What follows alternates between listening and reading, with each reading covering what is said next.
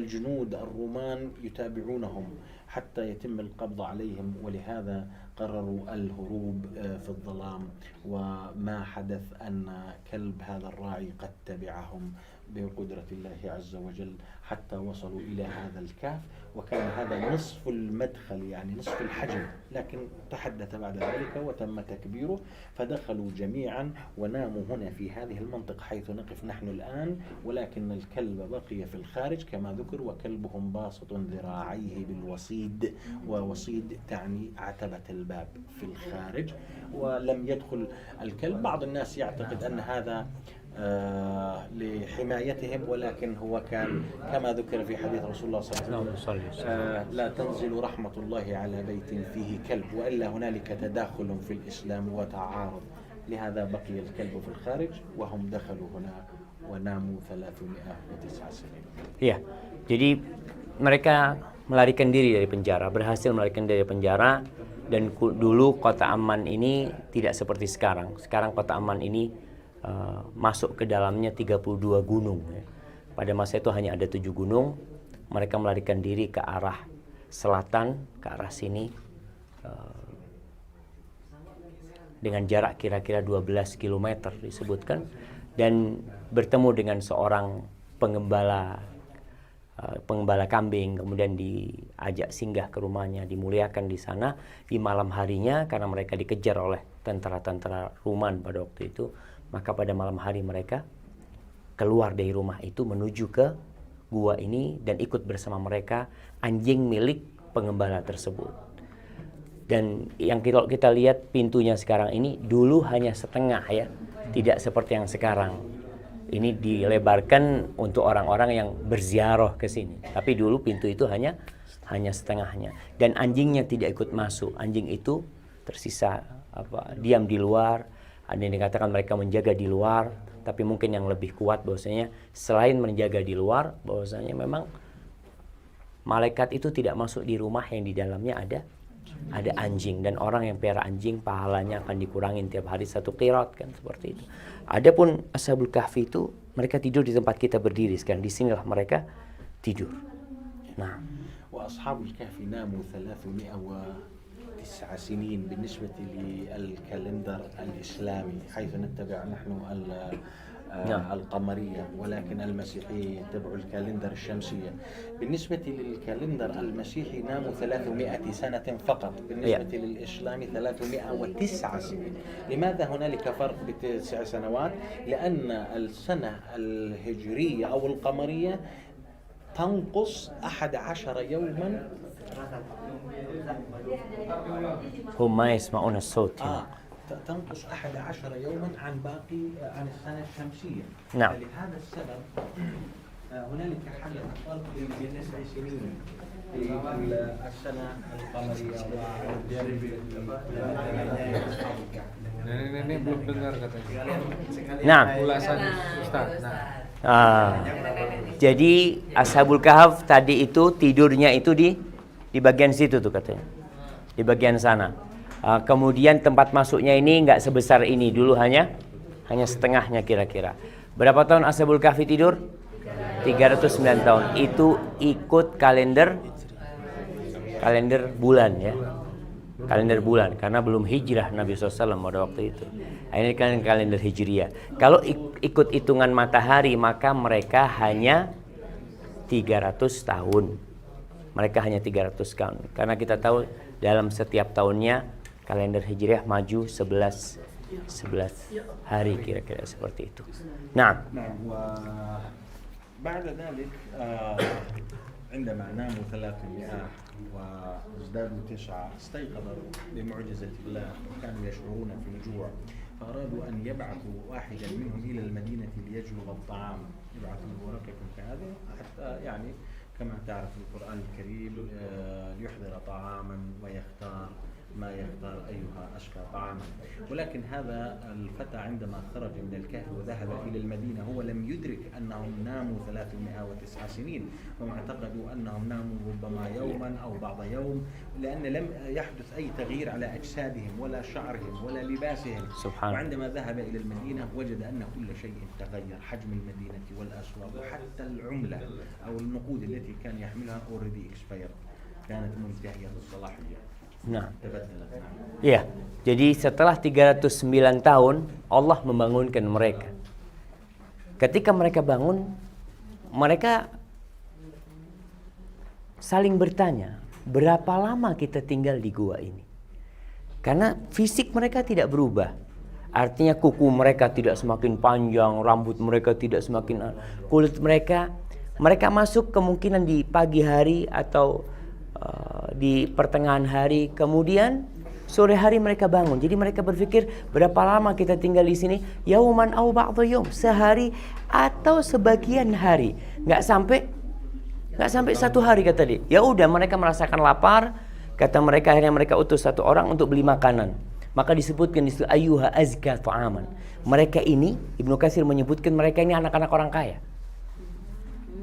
Anak-anak orang kaya yang dapat hidayah. Kenapa disebutkan di situ? Mereka suruh beli makanan yang paling enak, yang paling bagus. Mereka orang-orang yang hijrah, yang meninggalkan kesenangan dunia untuk mendapatkan kesenangan akhirat, walaupun akhirnya harus tidur di gua ini. Dan sampai ke pasar semua sudah berubah, kotanya udah berubah, ya kondisinya berubah. Namun dia nggak sadar juga ketika dia membeli dengan uang yang dia bayarkan. Dan ini jemaah, uang dulu itu emas atau perak, sehingga sebenarnya emas sama perak ini nggak akan expired. Yang expired itu kertas, cuma kan ada tanggal cetaknya. Itu yang mereka ngeliat, oh ini dipikirkan. Akhirnya beliau sebutkan kayaknya nemu harta karun ini, nemu harta yang tersimpan seperti itu. Nah, نعم. وبعد ذلك عندما وجدوا هذه الفلوس القديمة معه أخذوه إلى الحاكم الجديد، ولكن بعد مرور 309 سنين أصبحت الديانة المسيحية هي الديانة السائدة، ولم يحدث هناك في ذلك الوقت عبادة من الأصنام أو القتل كما كان يحدث سابقا. وبعثوا معه بعضا من الجنود حتى يدلهم على مكان الآخرين. وعندما وصلوا هنا دخل هذا الفتى وبمعجزة أخرى أماتهم الله جميعا. في المرة الأولى ناموا 309 سنين، في المرة الثانية أماتهم الله وأبقى على عيونهم مفتوحة بشكل كبير متانية دربوكا. ولهذا يعني كان هنالك عبرة وسبب كما ذكر في القرآن الكريم. بسم الله. ولو نظرت إليهم لوليت فرارا ولملئت منهم رعبا. حتى بعد أن دخل الجنود نظروا إليهم نائمون هنا لا حراك، كلهم نائمون بهدوء، ولكن عيونهم مفتوحة بشكل واسع كبير، فدب الرعب في قلوبهم وهربوا ولم يلمسوهم حتى ولم يؤذوهم. وهذه من العبر المستفادة أن الله إذا أحب عبدا لا يستطيع أحد أن يؤذيه حتى وهو ميت. Nah, jadi ketika uang itu dibayarkan dan penjualnya melihat ini uang lama, akhirnya uang itu dibawa kepada penguasa yang ada pada waktu itu. Dan penguasa pada waktu itu sudah berubah. Penguasanya sudah agamanya agama Nabi Isa alaihissalam. Mereka pada waktu itu, yang mereka tidak seperti yang dahulu, tapi menurut orang ini masih seperti yang dahulu, sehingga mereka masih ketakutan. Akhirnya hakim itu mengirim tentaranya untuk memberikan penghormatan sebenarnya kepada Ashabul Kahf, karena mereka adalah orang-orang yang beriman kepada Allah Subhanahu wa taala. Tapi diceritakan sama beliau sampai sini itu utusan yang ke pasar itu masuk, kemudian memberi cerita kepada teman-temannya. Akhirnya mereka meminta kematian kepada Allah Subhanahu wa taala. Allah mematikan mereka, tapi disebutkan dalam kondisi mata mereka terbuka, sehingga tatkala tentara itu masuk, ketakutan seperti itu. Walaupun sebenarnya apa yang beliau ceritakan ini bisa jadi kejadiannya setelah mereka meninggal atau ketika mereka tidur. Namun sebelumnya 309 tahun mereka tidur, tapi setelah itu mereka meninggal dunia. Barakallahu fikum. Nah, الآن نحن في داخل الكهف، وهو على الأرجح كما ذكر هذا الكهف الذي ذكر في القرآن الكريم بسبب ما ينطبق عليه من الشروط والآيات التي تتوافق مع المواصفات الموجودة في هذا الكهف، حيث يقول بعض الناس يوجد كهف في تركيا ويوجد كهف في سوريا، وكما ذكرت هنالك ربما 30 موقع في العالم يقولون هنا وهناك، لكن هذا ما ينطبق عليه وبعدة دلائل. أول دليل أن اسم هذه المنطقة ما زال حتى اليوم الرقيم، وهذا ما ذكر في القرآن: أم حسبت أن أصحاب الكهف والرقيم كانوا من آياتنا عجبا. هذا أول دليل أشير إليه في القرآن الكريم. الدليل الآخر: أصحاب الكهف كانوا ينامون هنا، وتعرف كما عندما ينام شخص 309 سنين في الظلام أو في الظل، الجسد يحتاج إلى الشمس، لأننا نستمد فيتامين د من الشمس وهو ضروري لبناء العظام والكالسيوم. فكان الله عز وجل يدخل الشمس في اليوم مرتين، مرة من هذه الفتحة هنا لوبانج أتاس وقت باجي، ووقت سوري باجي تدخل الشمس متهري ترمسو أصحاب الكهف في هذا المكان. فكان الشمس تدخل عليهم مرتين في كل يوم، وهذا ما ذكر في القرآن: وترى الشمس إذا طلعت تزاور عن كهفهم ذات اليمين وإذا غربت تقرضهم ذات الشمال وهم في فجوة منه. هم كانوا في هذه الفجوة ويقلبهم الله عز وجل يمينا ويسارا، والشمس تسطع على أجسادهم ليبقوا في حالة صحية ممتازة. وكذلك حتى يحدث يعني سيركوليشن أو تيار من الهواء للأكسجين، يدخل من هنا ويخرج من هنا الهواء ويخرج. لكن كيف يأكلون؟ كانوا نائمين. أيوة. Iya, jadi beliau sebutkan tempat inilah yang lebih kuat disebut gua Ashabul Kahfi yang dalam Al-Quranul Karim. Walaupun sebenarnya banyak negeri-negeri yang mengklaim gua itu ada di negeri mereka. Bahkan Syekh dulu yang cerita sampai ada 30 tempat ya yang diklaim itu tempat Ashabul Kahf seperti itu. Namun beliau menguatkan insya Allah yang lebih kuat itu yang di sini karena beliau orang Yordania, jadi lebih menguatkan. Lebih menguatkan yang di sini. Beliau mengatakan kampung ini namanya Ar-Raqim karena memang disebutkan dalam Al-Qur'an Al-Karim kan am hasibta anna ashabal kahfi war-raqim. Jadi Raqim itu memang diperselisihkan oleh para ulama apa sih yang dimaksud dengan Raqim. Ada yang mengatakan tempat kampungnya namanya Raqim, ada yang mengatakan Raqim itu adalah tulisan di mana di situ ditulis batu yang tertulis tentang kisah Ashabul Kahf. Jadi sebenarnya ada banyak penafsiran tentang Ar-Raqim seperti itu. Namun ya wallahu a'lam bishawab. Yang jelas kalau dilihat bukti-bukti alamnya ini lebih cocok kata beliau karena matahari disebutkan dalam Al-Quran masuk 2 kali di pagi dan di sore hari. Di pagi disebutkan masuk dari arah sebelah sini dan ketika matahari tenggelam dari sana, dan tubuh Ashabul Kahf ini dibolak-balikkan sama Allah. Sehingga ini yang sebenarnya anak tadi ingin sampaikan. Orang itu kalau lewat ketakutan, di situ ada anjing dan dilihat tubuhnya bergerak-gerak. Artinya mereka bukan orang yang mati gitu loh. Sehingga kalau engkau melihat, engkau akan ketakutan. Ini Allah mengatakan kepada Nabi kita Muhammad sallallahu alaihi wasallam, "La wallaita minhum firarau wa la mulita minhum ru'ba." Engkau akan lari kalau melihat. Dan engkau akan penuh ketakutan apabila melihat kondisi mereka. Gua badannya goyang-goyang, kemudian ada anjing yang menjaga yang ada di depan mereka seperti itu. Nah, jadi secara alam kayaknya ini lebih kuat dan ana lebih setuju sama beliau. Dari Jordan.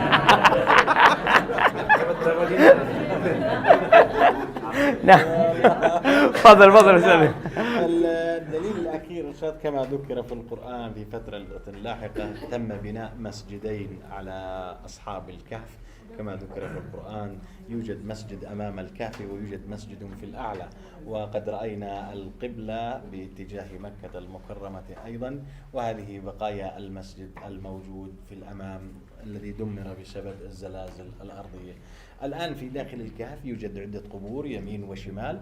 تم جمع العظام هنا في قبر واحد في داخل هذا الزجاج. نعم. العظام الأصلي لأصحاب الكهف حفاظا عليهم، والآن يوجد حارس ومقيم الحمد لله أيضا حفاظا عليهم من الباحثين عن الكنائز الكنز والدفائن، لأن هذا حدث كثيرا في زمن الرومان واليونان. أيوة. كانوا يدفنوا مع موتاهم بعض النقود والذهب والمجوهرات. Nah, sahih.